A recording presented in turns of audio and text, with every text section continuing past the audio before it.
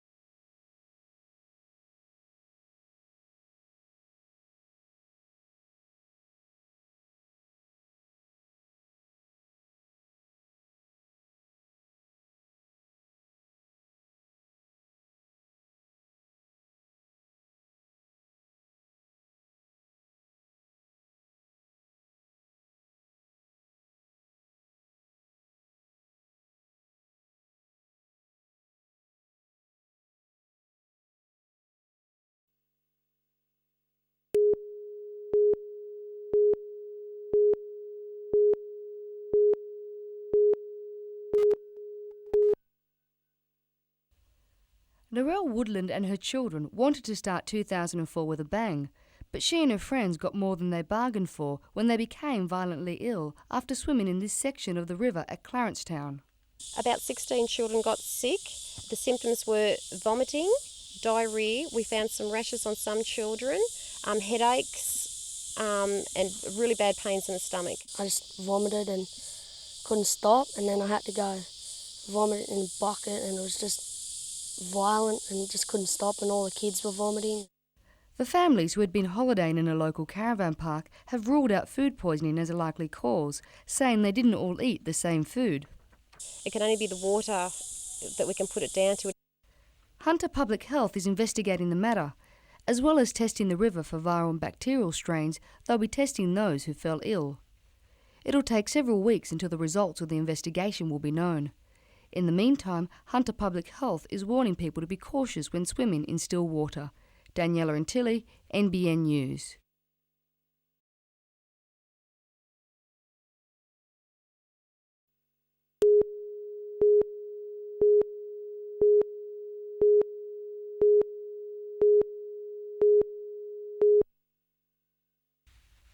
These paper files will soon be a thing of the past. As of today, Port Stephens Council has commenced trialling a new electronic filing system in a bid to improve services and make council more accountable for its actions. The idea of the paperless trial is to test our new product called Trim that we're using to manage council's records. It's done using a new software system which has been designed to comply with the State Records Act of 1998, requiring all public officers to be more responsible for their record-keeping practices. As of today, any mail that council receives will be scanned and stored electronically. A notification will then be sent to the council officer responsible, who will be required to respond within a certain period of time. The comprehensive searching capabilities of this management system will better assist council officers in sourcing information sooner and more accurately. As well as being more environmentally friendly, there are other benefits. Freedom of information applications will be increased in their speed of response. The trial will last for 2 months. Other councils across the state have already implemented the paperless trial, with Lake Macquarie and Singleton councils to follow suit. Daniela and Tilly, NBN News.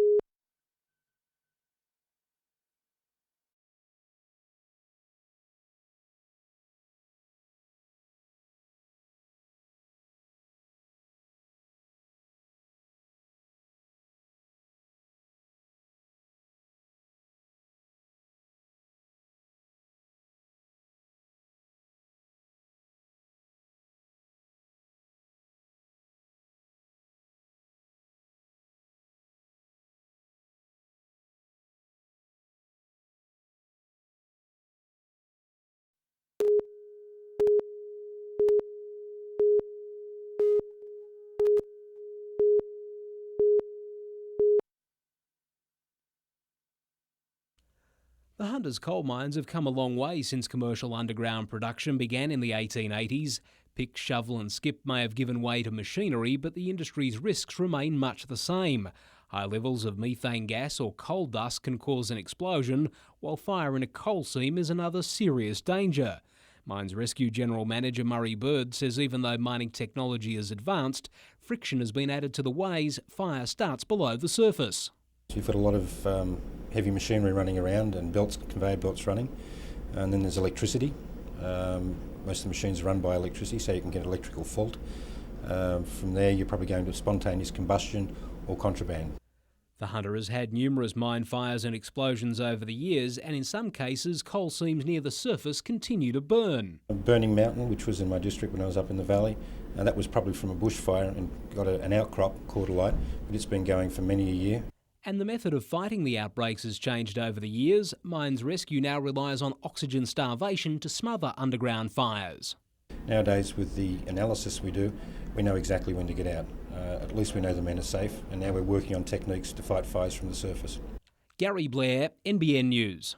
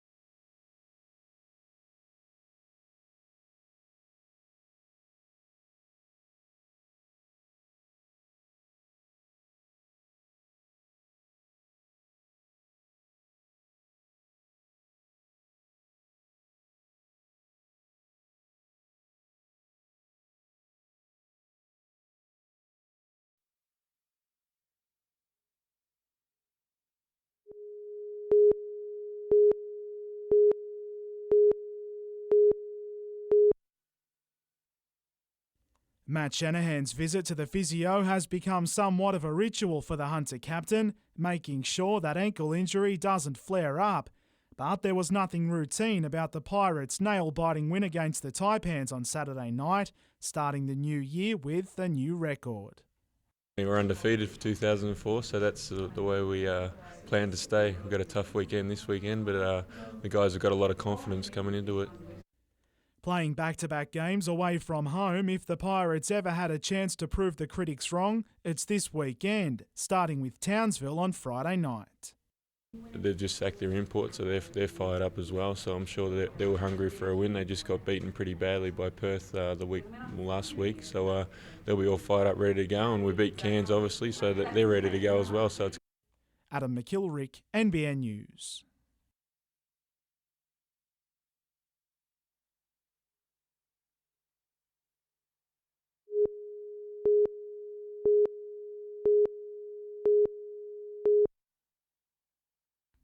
It's been a busy couple of weeks for New South Wales fisheries on Lake Macquarie.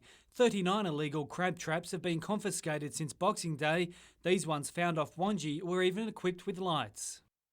Yeah, some of these traps, the way that they're designed with big openings, they can cause a bit of mortality, particularly to turtles and to other marine mammals. All traps except these hoop-style ones are banned from the lake, although 152 were also collected by fisheries because they didn't identify the owner. And while New South Wales Fisheries is winning the battle against the callirpa weed in Lake Macquarie, the war is far from over. The weed had infested as much as 4 hectares of Lake Macquarie, smothering natural seagrass beds, which are habitat for juvenile fish populations. Heavy salt treatment has seen a 99% reduction of the weed in the lake. Still, the department is holding seminars at tourist parks around the lake to ensure both locals and visitors recognise the weed and prevent it spreading. People can do a lot to prevent it spread by, for example, just checking their anchor wells and anchors and boat trailers, make sure that they're not carrying callirpa and that they don't take it back to places where they live where callirpa might not be found at the moment. Colin Robinson, NBN News.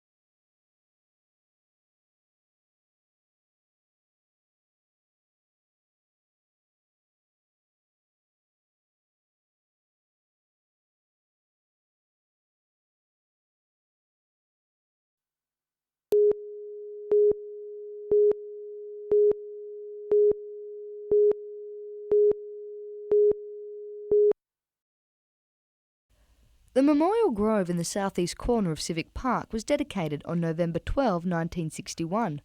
When Newcastle City Council's draft plan for the park went on display last October, one of the proposals was to relocate the historic site to the western end of the park. The idea is making ex-servicemen see red. It's a consecrated grove.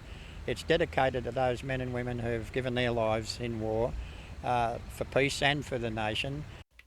This week they delivered a petition bearing 150 signatures in protest to the planned move. The need to keep our memorials sacred, and this is one of the things that's in the back of our mind. It is to us a sacred place. They're also asking that the neglected site receive some TLC. The Lord Mayor says while the move is mentioned in the Cultural Master Plan, it remains a suggestion that is open for the public to evaluate. I well understand the concern about the Memorial Grove, and I understand and agree with the people. Either way, our ex-servicemen want to make their message clear. Please leave the grove where it is. And they may just get what they want. We shouldn't be too concerned about the fact that that will shift. In fact, it's my view that perhaps it ought to stay where it is. Daniela and Tilly, NBN News.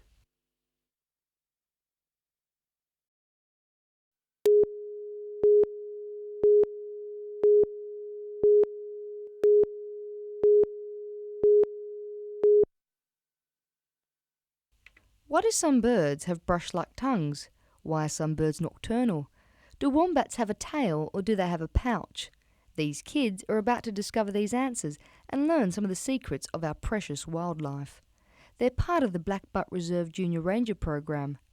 The program started 4 years ago with the simple idea to teach young children about conservation. We're looking to educate the younger generation today, making sure that there's a world for them tomorrow. Children are encouraged to get close with nature and are taught essential environmental lessons such as how to preserve our natural resources. The Junior Rangers' motto is small helpers, little hands, big future. We're saying that no matter who you are, the size or what you do, you can do something to help the environment and make sure it's there for your kids and your kids' kids tomorrow. And it's working. Young Carly seems to know a thing or two about wombats. Wombats are really cuddly and they've got lots of stiff fur all over their body. Maybe she can shed some light on whether wombats really do have a tail. Yes, and it's at the end of their body. Daniela and Tilly, NBN News.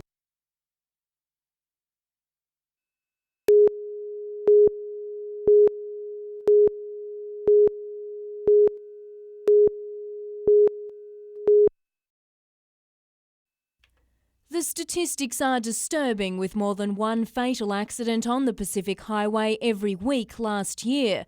According to police, fatigue is a major factor in many car crashes, and dietitians now warn the types of food we eat before and during a trip can help manage fatigue.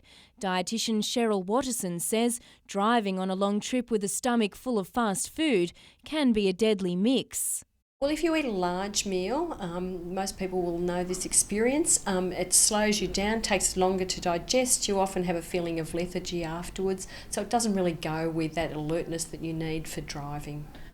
If motorists purchase meals along the way at roadhouses, dietitians urge people to select healthy options to help regulate energy levels.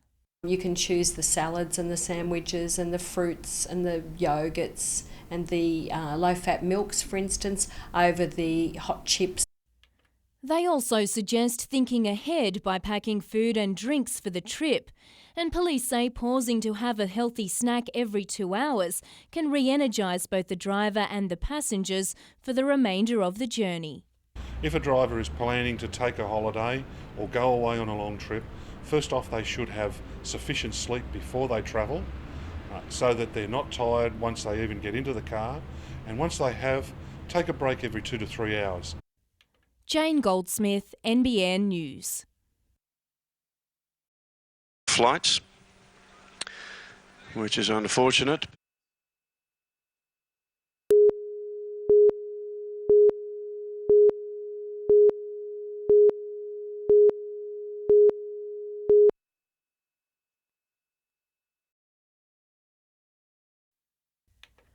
For the last 30 years, the vintage bell has echoed across the Hunter Valley, signifying the beginning of harvest.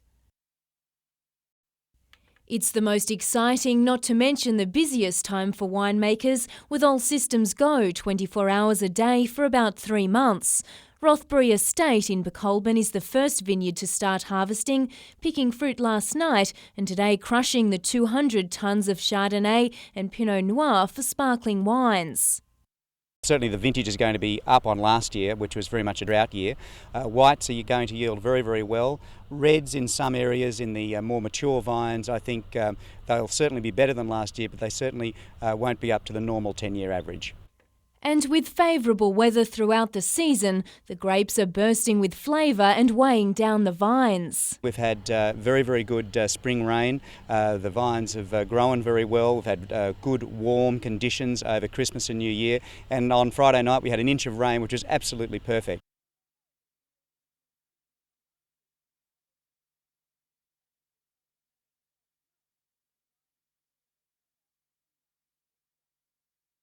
The bulk of Rothbury Estate's harvest will take place in early February, when another 3,000 tonnes of grapes will be plucked for table wines. Jane Goldsmith, NBN News.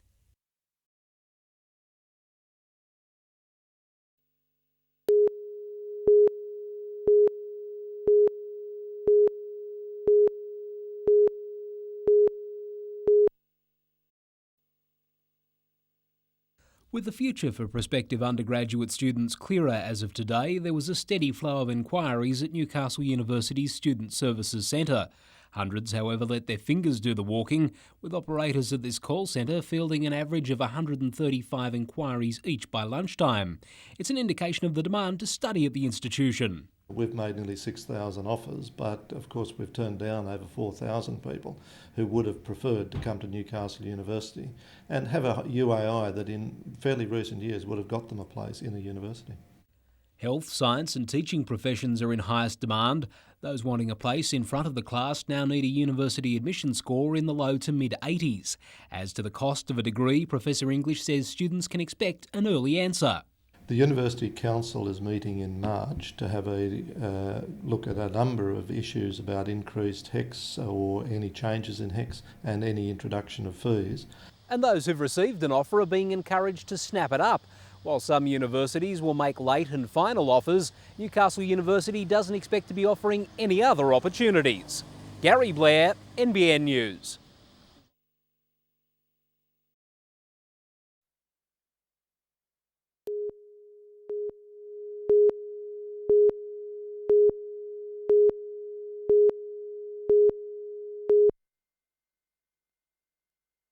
The Jack Newton Junior Golf Foundation has helped foster players like Nick Flanagan, James Nitties and Aaron Badley. And there may even be a few rising stars among this group of 12 to 17-year-old players who have just reached the halfway mark in the demanding State of Origin junior golf competition. Competitors are playing a President's Cup-style tournament, which includes mixed foursomes, four-ball, foursomes and singles. And typical summer conditions, coupled with 2 rounds of golf, certainly prove challenging for the tournament's 24 competitors today. Among those lining up for New South Wales is Australian representative Kate Thomas from Bathurst and Cronulla teenager Matthew Giles, who recently took out the Aaron Badley World Junior event in Fiji. Local identity Ashley Odgers will be hoping to make her mark in tomorrow's final 2 rounds after going down at the 16th hole in this morning's mixed foursomes event with partner Rian Gibson. The tournament is the start of what's sure to be a very busy year for Odgers, who will juggle training with HSC commitments and a part-time job. I'm aiming for the senior state team first off and stick with that for a while, and I wouldn't mind to make it professional. So just a lot of determination, mental preparation and good practice should do it. The foursomes and singles events will be held tomorrow. Colleen West, NBN News.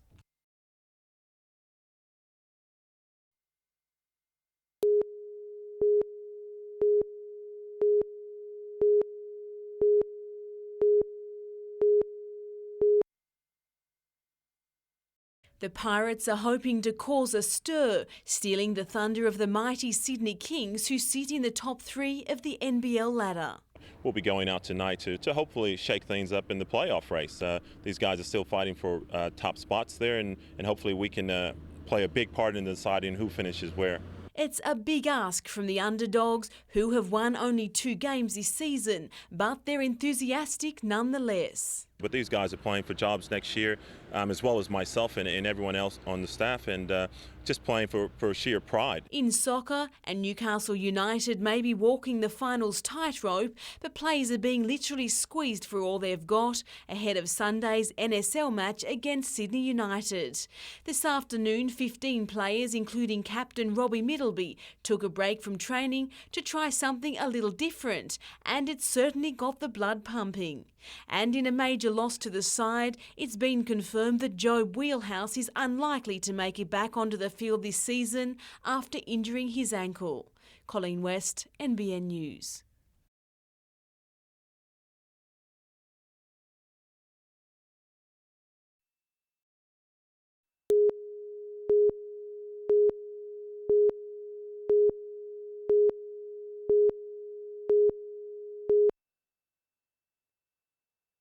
Looks can be deceiving. On the face of it, Maitland had a healthy number at training last night, but the majority were juniors.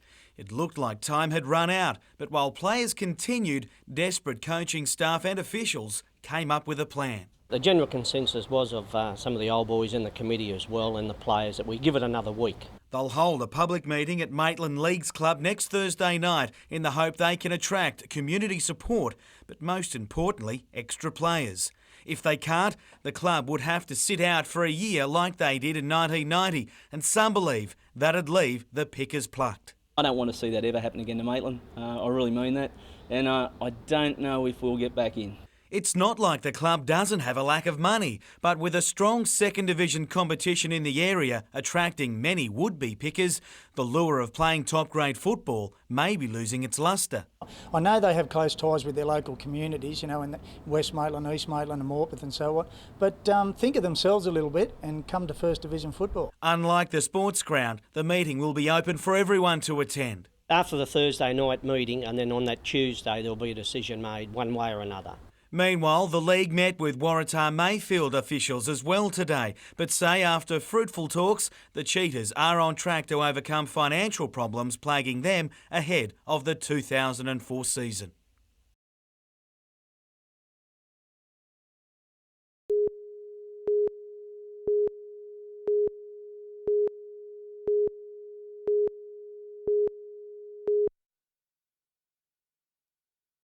The Waikato Chiefs reflected the backdrop of Energy Australia Stadium. They're building for the future. In contrast, the Tars are ready for the present.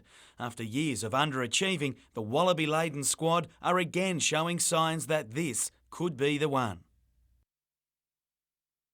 After an indifferent start, the home side hit their straps in the second quarter with Morgan Turanui's effort, the Tars' fourth try. While the Waratahs caused all sorts of problems for the Kiwi side's defence, ground staff had their own headaches in patching up the pitch on the run. The playing surface expected to recover in time for the NSL match, scheduled for February 20. It's the same weekend the Tars will open its Super 12 season against the Canterbury Crusaders, and it will be with a backline bristling with talent. As it went longer, the Tars got stronger, and it ended up a real blowout. The visitors had few things to cheer about, but they did manage to salvage a late try. The Tars, though, impressive in their first hit-out, but next Sunday's match against the Super 12 champions, the Auckland Blues, will be a real gauge of their chances this season.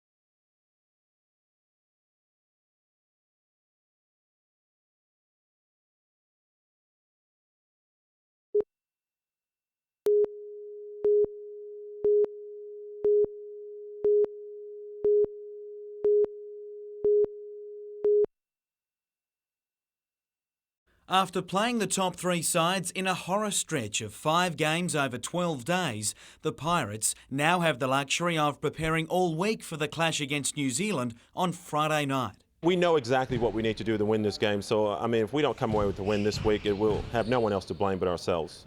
If they're to earn their third ever win, the likes of Geordie Cullen are sure to play a big role. The Perth-bred player has positively lit up of late, averaging 26 points a game to be the league's second most accurate scorer. Some shots that I shoot, I think, ooh, where it goes in, but no, I'm having fun. I mean, I'm playing like I'm down the park, enjoying it again. Confidence and court time has no doubt helped, and since the departure of Bruce Palmer as coach, the forward has enjoyed plenty of both. I'm just wanting him to sort of live up to his potential and give him the opportunity and obviously the tools to go out there and get the job done. His numbers tell the story, and if the club come up with the right ones, he'll be staying for much longer yet. They know I love it here and I want to stay here, so they're stirring the pot. My agent and Jeff Landon, they're communicating together, so hopefully they come up with a deal soon. Meanwhile, injured guard Chris Harriman is unlikely to be back for Friday night's match, with his knee still troubling him. Jim Callanan, NBN News.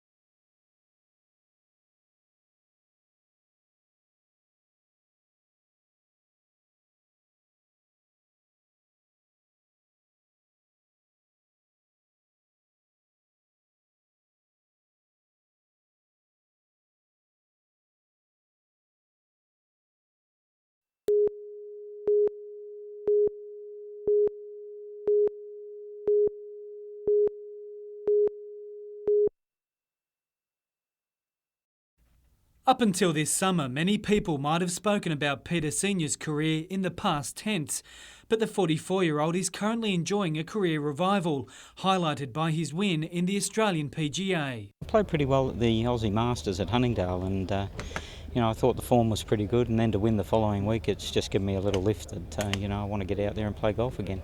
And while Senior has scored a win, one player desperate to make his mark is Ricky Barnes.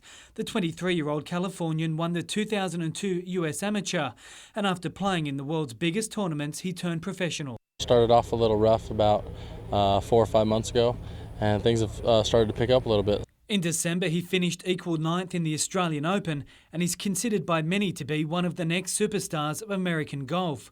But there's one element all of the players are going to have to deal with over the next 4 days: the weather. Being a co-sanctioned Australasian European PGA's Tour event, it would be easy to assume the Northern Hemisphere players would struggle in the heatwave conditions. But not so, according to Senior. They're used to playing all over the place. They go to Dubai in a few weeks, and we've already played the Johnny Walker in Thailand. So they've had a taste of it, but unusual to be this hot and this humid. Play gets underway in the modified Stableford event tomorrow. Cullen Robinson, NBN News.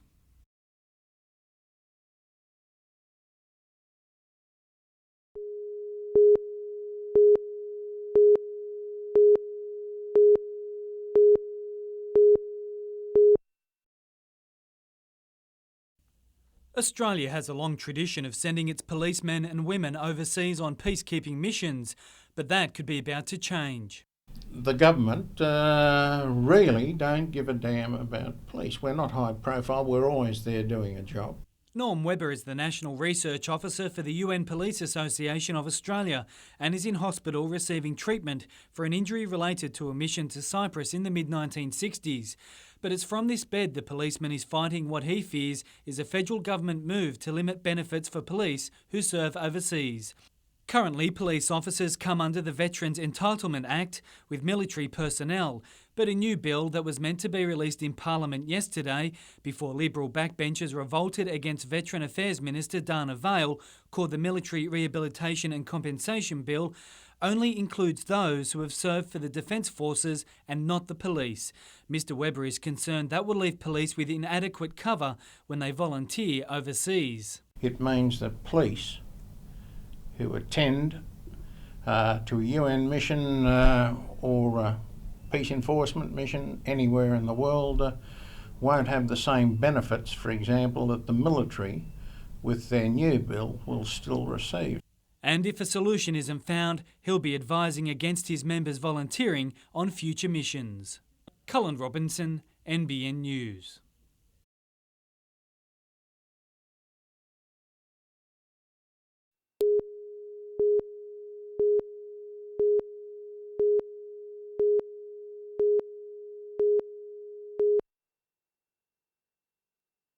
Despite what they call a disappointing year, as far as Newcastle United's concerned, it's business as usual. With just 2 NSL rounds to go before a major soccer shake-up, United management is convinced its application to field a Hunter-based side in the new-look national competition will be given the go-ahead. I'm very, very confident that Newcastle and the Hunter region will be accepted and conform to all benchmarks, whether they be financial, stadium benchmarks, sponsorship criteria and the like. As will most NSL clubs, Newcastle United will submit its application to the Australian Soccer Association at the end of this month, claiming it's always lived up to the ideals recently set by soccer's new national body. Newcastle United have been professional for the last 3 years, and really those benchmarks are very comfortable in our current operations, although we do need to go to the next level. Despite the vote of confidence, some will be playing as if it was their last game in Newcastle tonight. Teenager Jason Cowburn steps in for the suspended Josh Mitchell, the only squad change made since last week's loss to Perth. Adam McIlrick, NBN News.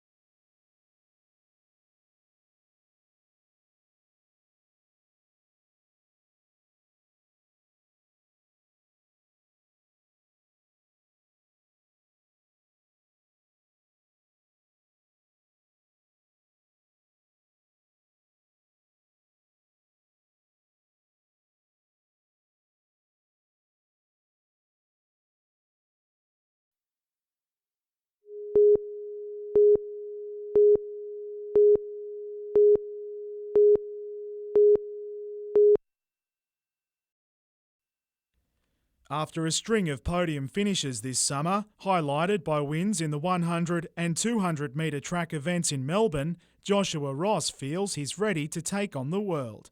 And this weekend, he'll be given every chance to prove himself, hoping to run the Olympic qualifying time of 10.21 seconds over 100 metres. I've clocked 10.37, so probably another half a metre I've got to find to get the 10.21 up. But contingencies are in place if that qualification time can't be cracked.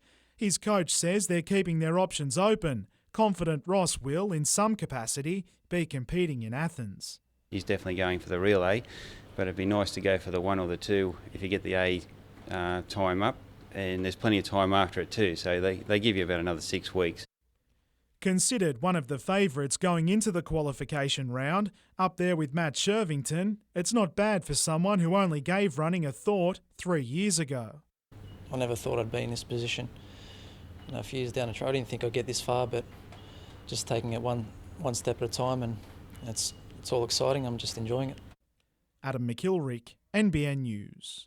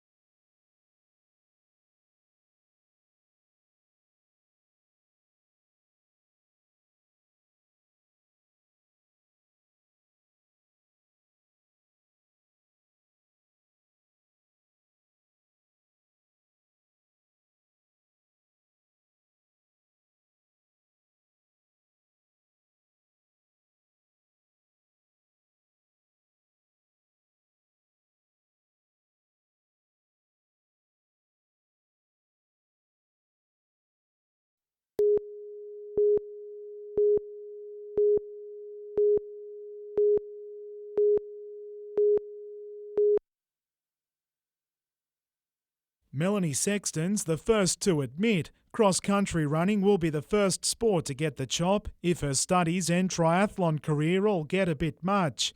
But while it can be done, the Year 11 student isn't looking back, training for, among other things, the World Cross Country Championships in France next month. It's pretty much just a one-off sort of thing, so I was pretty lucky to be able to go, so I'm pretty excited about it. It's going to be a good experience, something I'll probably never get to experience again. But it's an experience you'll no doubt value, especially given the World Triathlon Championships follow that competition. Before all that, though, her first real test comes this weekend in the Spark Helmore NBN Triathlon in Newcastle. I'm looking to be strong on the bike and get off and have a really good run, and I'm not too sure what to expect because I've never raced it before. Adam McIlrick, NBN News.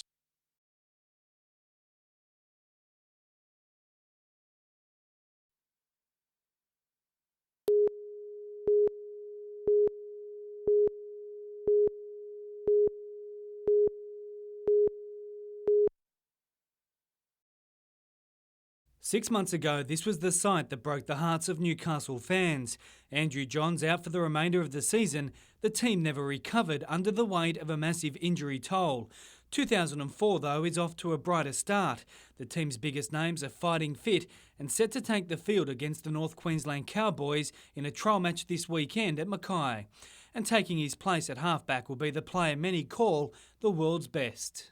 Pretty nervous, come back from a pretty serious injury, so I'm really confident with the work I've done in the off-season, and especially the contact work I've done the last 6 weeks, that I'll get through unscathed. But yeah, very excited. It's like my first grade game again.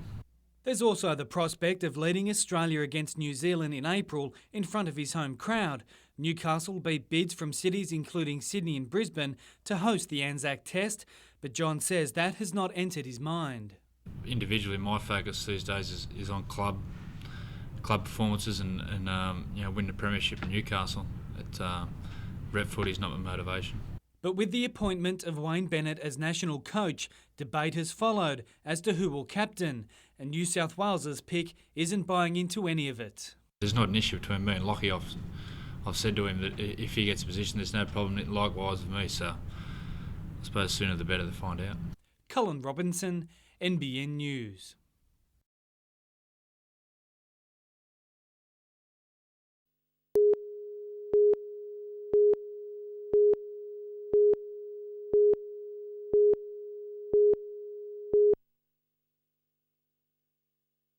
They may be young, but they're already aware about the role they can play in reducing global warming. We're doing so many bad things to the environment and we need to do something to help. The students from Holy Family School at Merewether Beach have been growing trees to counteract the carbon dioxide emissions produced by the school's community. Other people could do this too, so then they could help their cities or countries, and then there will be less global warming. Now they've been chosen as finalists for a major environmental prize. They've won a paid trip to Sweden to present the project to a UN committee. Very exciting for them, and it's galvanised the whole school community as well. It's really got a great feeling throughout the school and heightened the importance of environmental education. And they have high hopes for their overseas adventure in April. Well, I want to meet lots of other people from different countries. We've been together since kindergarten, basically, and we were already good friends. But I think this is certainly drawn us closer as friends. Lyndall Derrick, NBN News.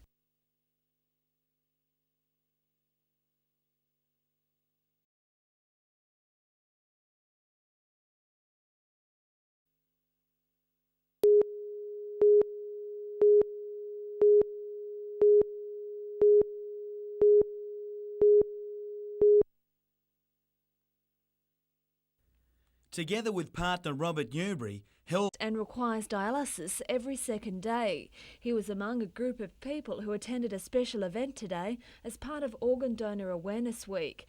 Federal MP Joel Fitzgibbon was one of several people who signed up to become an organ donor. A number of transplant recipients also presented a cheque of $4,000 to the John Hunter Hospital.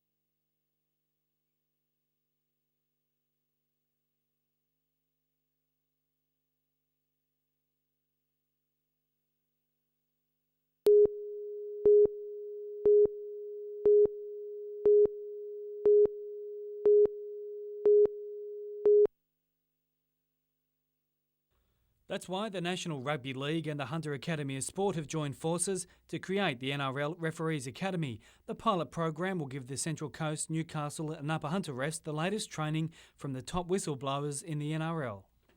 Because we're looking to obviously use this as a pilot to be able to spread to other academies throughout the state, attracting better people, more people to become officials, but in the end that also benefits the game of rugby league.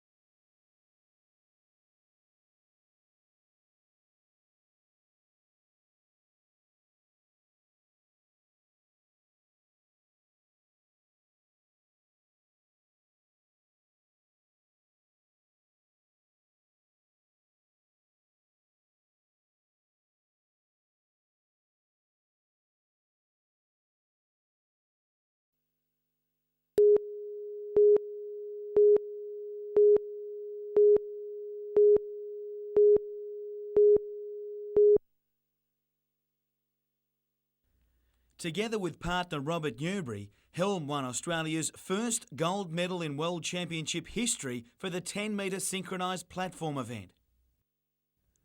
The Newcastle diver then backed up to claim silver in the individual event to complete what was our best ever result at a World Titles. He's already started this year off well, winning the national crown in Tasmania, and is one of the finalists in tomorrow night's inaugural Newcastle City Council Sport Awards. Some 15 categories will be recognised at tomorrow night's ceremony. Redhead's Boyd Conrick will be out to defend his state Olympic distance triathlon crown at Salamander Bay on Sunday. He's in good form, winning at Seal Rocks and Newcastle in successive weeks. With Sunday's event to suit his endurance style even better, he's a hot favourite. The expected field of over 300 is double that of last year. And Hunter Surf Lifesavers are heading to the south coast break of Shell Harbour for the New South Wales Surf Titles this weekend. Belmont and Redhead-based clubbies are expected to be the best performed of the locals.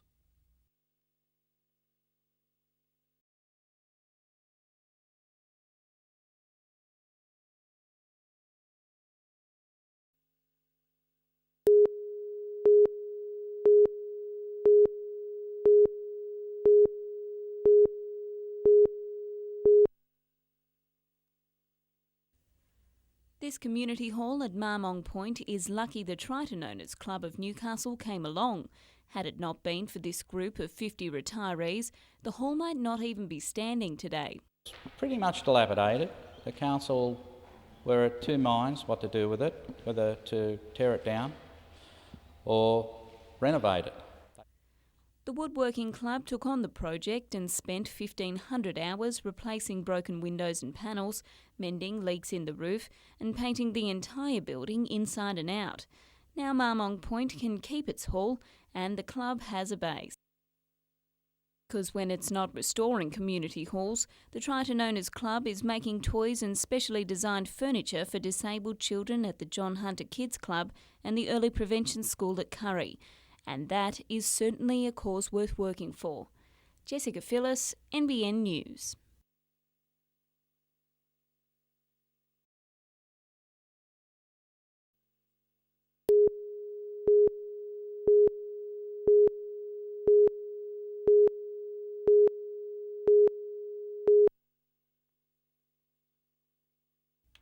Although the $3.3 billion early warning and control Wedgetail aircraft won't be built until late 2006, their new headquarters at Williamtown RAF Base is now up and running. The Defence Minister and Chief of Defence arrived in Williamtown today to mark the first step in establishing the Wedgetail project. AW&C will revolutionise our Air Force. We will have an ability to operate in our northern approaches, knowing everything that is out there. Over the next 2 years, the 2 Squadron will be preparing aircrew and technicians here at the base in readiness for the aircraft's arrival. The Wedgetail aircraft will enhance Australia's air and maritime surveillance, detecting aircraft hundreds of kilometres away. Radar ranges are classified, so I can't do exactly, but we'll see fighters in excess of 400 kilometres away. The Wedgetail is based on Boeing 737, but will be modified to accommodate various mission systems and radar. The Wedgetail project has created 350 new jobs at the Williamtown base.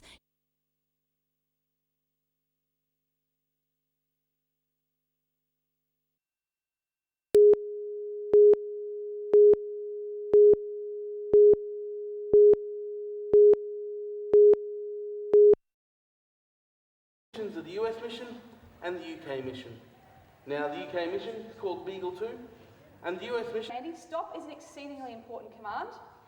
Things like no... Now,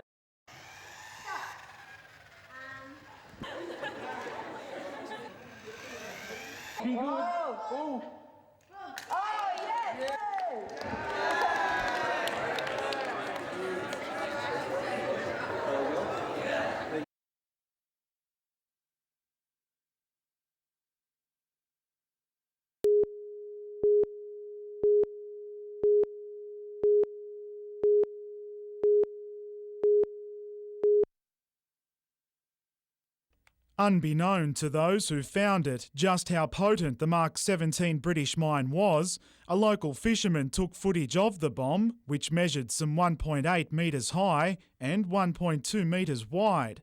Discovered early yesterday on a Broughton Island beach at an area known to locals as the Coal Shaft, this World War II bomb, which was designed to sink enemy ships in its day, would later be the subject of an extensive Defence Force exercise, generally carried out off the far north Queensland coast. It's not common to find them this far south. It tends to be a little bit more common as you go north, which is where they were laid, I think, in the early parts of World War II. At a place some call an untouched paradise, locals and visitors alike were reluctant to leave. However, the water police were taking no chances. I think they should have taken it around and put it in one of our spots where we should blow the rocks up so we can go through. Yeah, but no, I was surprised. They called us on the radio at first, and I thought it was a fairly strange that they'd actually found a bomb on the island, but we had to leave. And this was why. The first detonation blowing the top off the mine, only to find the 226 kilograms of TNT previously thought to be inside the bomb had been washed out, resulting in a second, much bigger explosion a short time later. With this particular one, there was no ordnance left inside, but we had to make sure that there was no detonator or booster still on the other end of the mine, so that was the second detonation. Now this is all that's left of the Mark 17, the bomb which well and truly woke Broughton Island out of its sleepy slumber. Adam McKilrick, NBN News.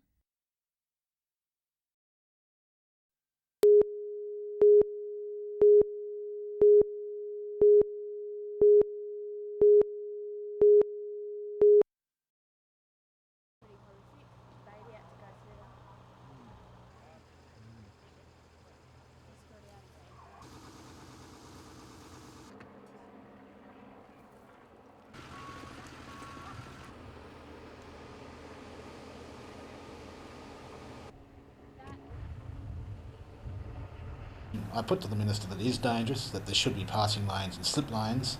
I got a reply back from the Minister's Parliamentary Secretary saying that they would look at that aspect but believe that the problem wouldn't be there once the bypass occurred.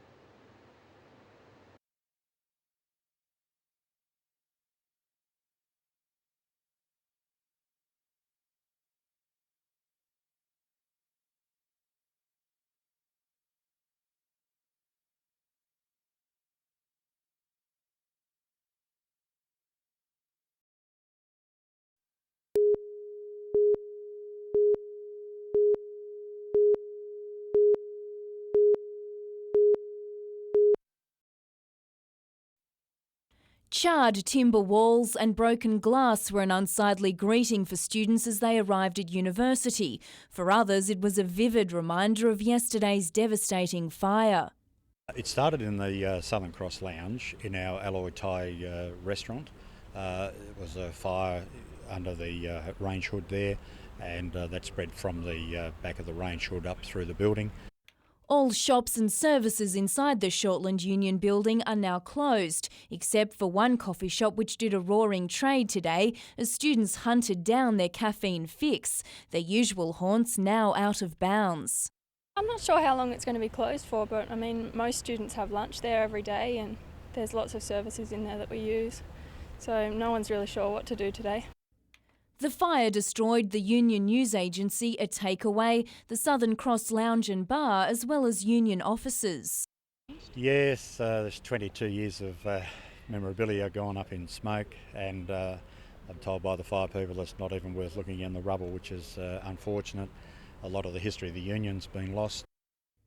A team of assessors, including a structural engineer, inspected the damage today and found most of the building was structurally sound. The badly damaged area will stay closed for up to a year to be rebuilt, while most shops and services will be fully operational by the end of the week. Jane Goldsmith, NBN News.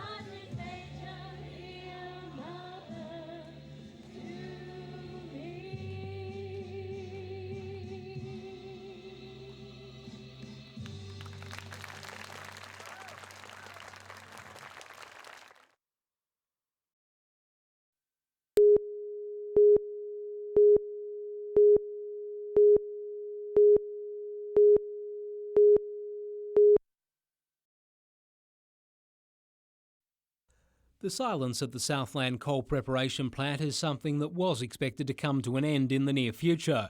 However, 3 months after an underground fire initially halted mining of some of the Hunter's best coal and forced owner Gympie Gold into voluntary administration, the discovery of a secondary outbreak has scuttled the mine's recovery plan. What the problem there was, Gary, is during the recovery stages, of course, to allow the men to breathe properly, there was fresh air pumped into the mine, and it's the fresh air that flared the fire up again. Today, the 200 mine workers employed by contractor Torres were told they were out of a job. The cost of making Southland safe for re-entry now too expensive for the management team, who will become caretakers of the mine and its coal lease. But that doesn't mean Cessnock's last mine is history just yet. There's plenty of reserves, and it's very high quality coal. And my estimations are that there's at least 15 years of full production still in the reserves down here. As to when Southland's future will be decided, that now rests with the mine's receiver manager, bankers and contractor Torres. It all comes down to finding a major investor, and there has been some interest, but Torres have ruled out that they will buy the mine. Gary Blair, NBN News.